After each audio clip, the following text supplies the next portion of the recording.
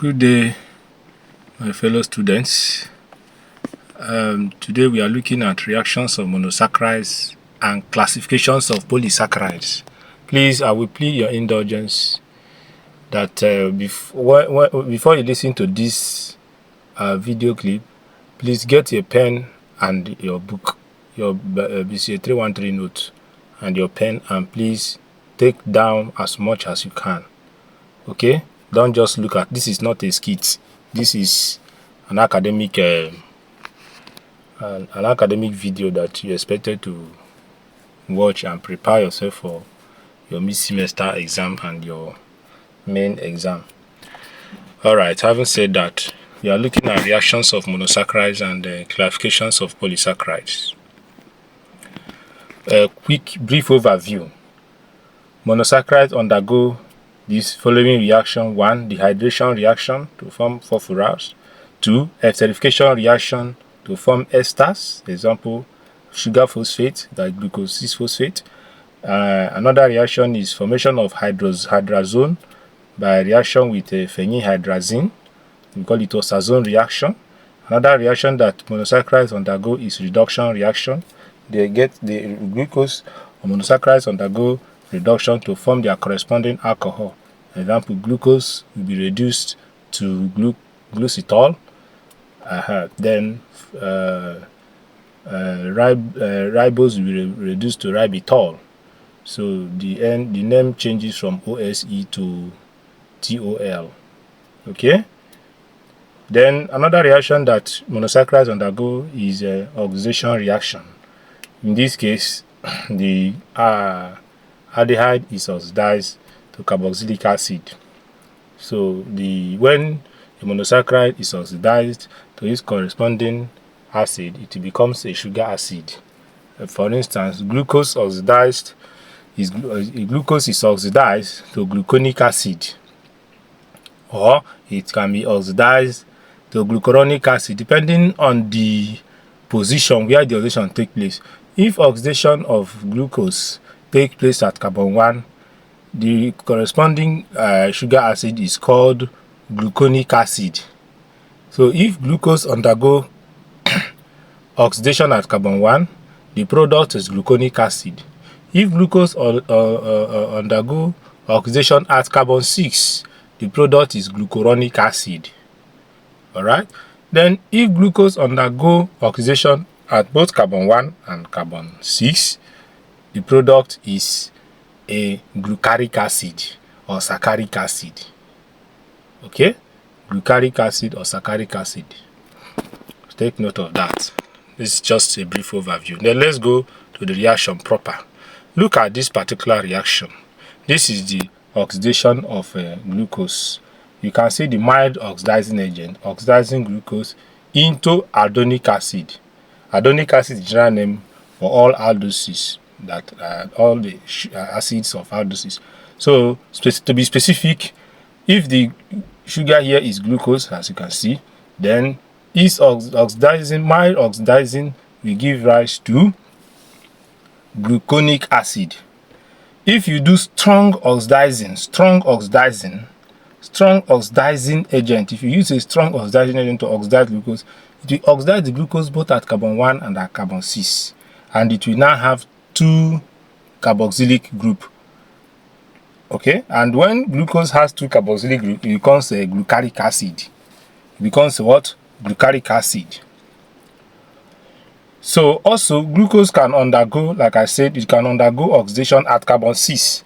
Example, the conversion of D-glucose to glucuronic acid. Look at it here. Oxidation of glucose to glucuronic acid or glucuronate. This is the kind of oxidation of glucose that takes place in the liver, which is very important for detoxification. So you can see glucose is being oxidized by UDP, glucose dehydrogenase. Okay, then it will now give you UDP glucuronate.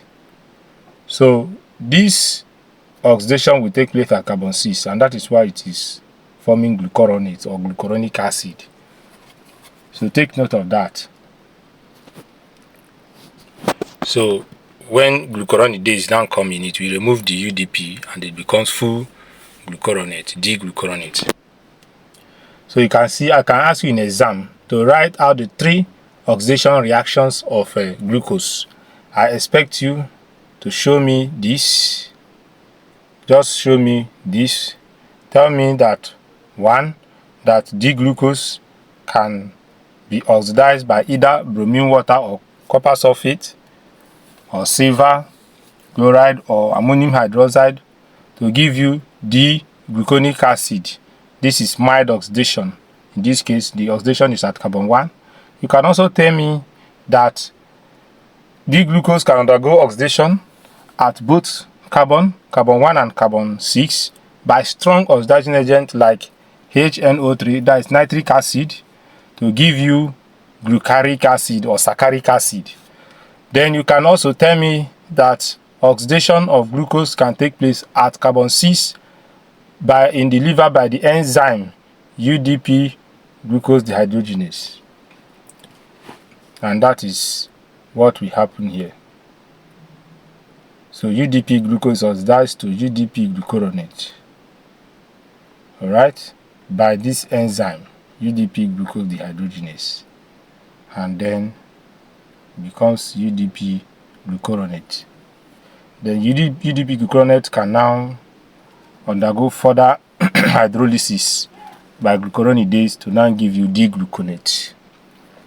D-gluconate, and that is it. So these are the 3 oxidation reactions you are going to write for me in case you see it in the exam or in your mid-semester. Then we can proceed to the next. Another reaction of very important reaction of monosaccharide is formation of glycosides. The formation of what? Glycosides. Whenever the aldehyde group of glucose reacts with an alcohol group of another compound, glycoside is formed. So you can see from this is an aldehyde, this is an alcohol, the OH, the red OH, then the aldehyde, the reaction takes place, and then you see a hemiacetal. The OR2 here is the glycoside, which is hemiacetal. In case where it is a ketone, something like fructose, okay, when it undergo this reaction with alcohol, it will form hemiketal. Alright, so this OR2 here is the glycoside. Okay, alright, having said that, we move over to the next reaction. Another reaction that glucose undergo is the reduction reaction. Look at it here. Reduction reaction.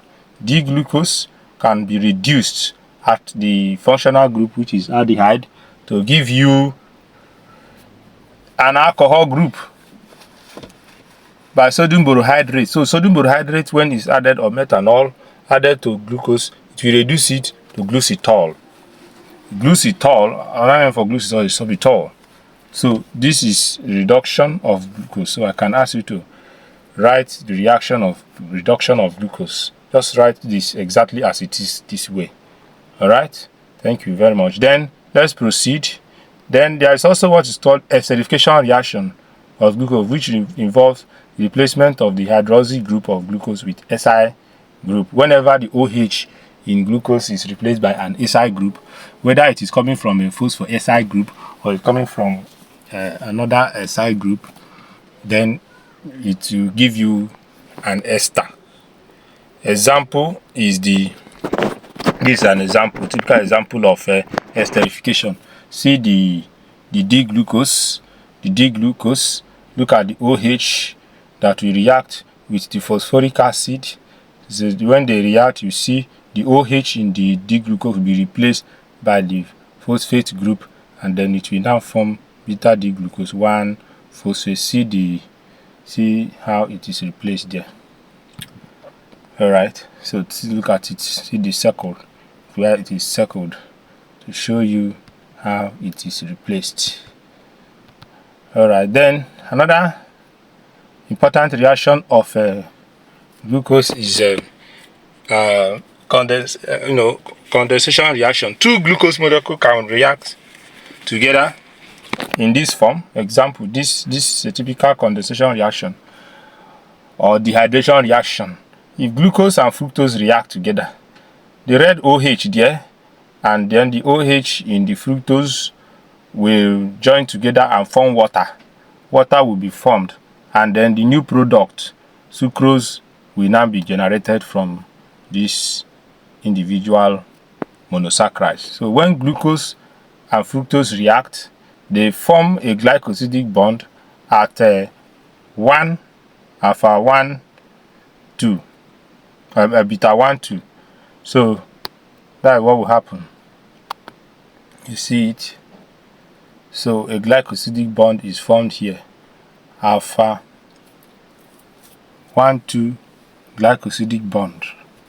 Glucose can be dehydrated by an acid to give rise to 5-hydroxymethyl through the formation of fructose. So isomerization takes place, and then it forms fructose, and then the acid will now convert the fructose into 5-hydroxymethyl.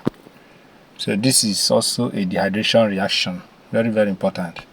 So if I ask you to give me an example of a dehydration reaction of glucose, you can write out this equation here, or you show me this one. You write this one here now. The one you write. The combination of two is also condensation reaction. This is also condensation reaction. So take note. Then another reaction of glucose is the formation of phosphazone with phenylhydrazine. In that case, when D-glucose react with phenylhydrazine, it will form glucosazone. It will form what? Glucosazone. Depending on the monosaccharide, if it is something like fructose, it will form fructosazone. If it is lactose, it will form lactosazone. If it is maltose, it will form maltosazone. So the main thing there is that the OH group in the monosaccharide will react with the phenylhydrazine to form the hydrazinated sugar, which has a specific shape.